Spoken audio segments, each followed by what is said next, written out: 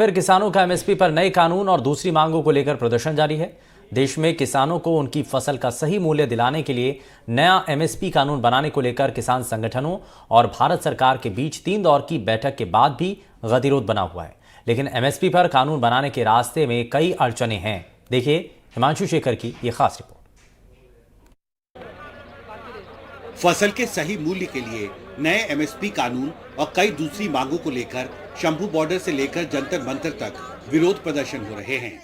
शुक्रवार को ग्रामीण भारत बंद और इंडस्ट्रियल स्ट्राइक के समर्थन में संयुक्त किसान मोर्चा और बड़ी ट्रेड यूनियनों के नेता एक साथ जंतर मंतर पर प्रदर्शन करते दिखे। लेकिन इस गतिरोध के बीच पूर्व कृषि सचिव सिराज हुसैन ने एनडीटीवी से बातचीत में कहा है कि देश में न्यूनतम समर्थन मूल्य सुनिश्चित करने के लिए नया कानून बनाना एक मुश्किल चुनौती है।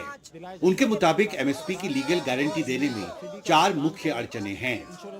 एमएसपी व्यवस्था के तहत अधिकांश फसलों की बिक्री एपीएमसी में नहीं होती है। इस वजह से खरीदार या विक्रेता किसान का कोई रिकॉर्ड नहीं दर्ज होता है। इस तरह के लेन देन के लिए एमएसपी की गारंटी देना मुश्किल है। कई छोटे और सीमांत किसान अपनी उपज ग्रामीण व्यापारियों को बेचते हैं, जिनका एपीएमसी में कोई रिकॉर्ड दर्ज नहीं होता है।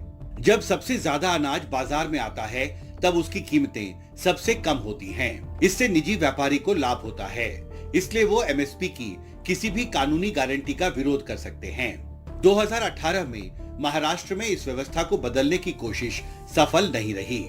अगर सरकार को एमएसपी भुगतान के इच्छुक खरीदार ना होने पर खरीद करनी पड़ी तो उसके पास बड़ी मात्रा में उपज खरीदने, भंडारण और उसे बेचने के लिए संसाधन नहीं है। सरकारी एजेंसियों की खरीदारी बहुत महंगी होती है क्योंकि उन्हें रेगुलेटरी ऑर्डर का पालन करना होता है, जबकि निजी व्यापारी अक्सर कायदे कानूनों की अनदेखी कर सकते हैं। जंतर मंतर पर संयुक्त किसान मोर्चा और 9 सेंट्रल ट्रेड यूनियन के नेताओं और कार्यकर्ताओं का विरोध प्रदर्शन चल रहा है और ये आज जो इंडस्ट्रियल स्ट्राइक है, जो ग्रामीण भारत बंद हुआ है, उसके समर्थन में ये विरोध प्रदर्शन यहाँ पर चल रहा है। पिछले 20 साल से हम किसान आंदोलन कर रहे हैं क्योंकि किसान का फसल का दाम नहीं मिलता। जो खर्चा होता है उसका 1/3 लॉस हो जाता है और सीएससीपी जो दाम देता है वो पूरा चीटिंग है, 20% less than cost of production. So we demanded and Swaminathan Commission was formed and Swaminathan ji recommended the real price should be C2 plus 50%. नया जो सही दाम होगा खर्चा और उसके आधा खर्चा का 1.5 गुना सही दाम होना चाहिए सब फसल। ये तो हकीकत है ना, उसका मांग है। हम अभी कलकत्ता से आया, बंगाल के किसान बोल रहा है आलू का फलन ज्यादा हो गया, हमको 5.5 रुपया करके बेचना पड़ा। और दूसरे दिन हम कलकत्ता का मार्केट में 20 रुपया किलो आलू खरीदा। ये विरोध क्यों होगा? जो उत्पादन करते हैं पैसा उसको नहीं मिलता है, व्यापारियों को मिलता है। इसको रोकने का रास्ता एक ही है, जो एमएसपी गारंटी करना, मिनिमम सपोर्ट प्राइस।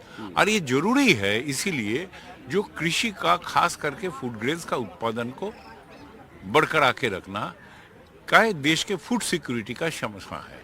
किसानों को उनकी फसल का सही मूल्य मिल सके, इसके लिए एमएसपी कानून की मांग पिछले करीब 2 दशक से उठती रही है। लेकिन एमएसपी की लीगल गारंटी देने का मामला बेहद पेचीदा है और इस पर राष्ट्रीय बहस जल्दी खत्म होगी, इसके आसार फिलहाल दिखाई नहीं देते। दिल्ली से प्रेम सिंह के साथ हिमांशु शेखर, एनडीटीवी इंडिया।